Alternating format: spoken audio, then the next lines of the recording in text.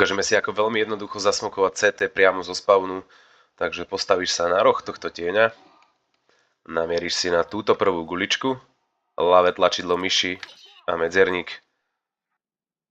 Tento smok ti krásne zasmokuje túto pozíciu, ako napravo, tak aj naľavo.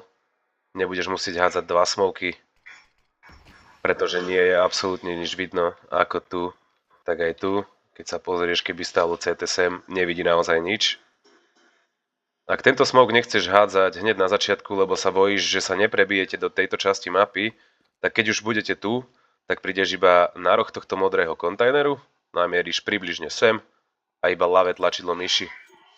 Tento smok by mal fungovať úplne rovnako, nemalo by byť nič vidno ani zprava, ani zľava. A CT taktiež nevidí nič, je to celé zasmokované.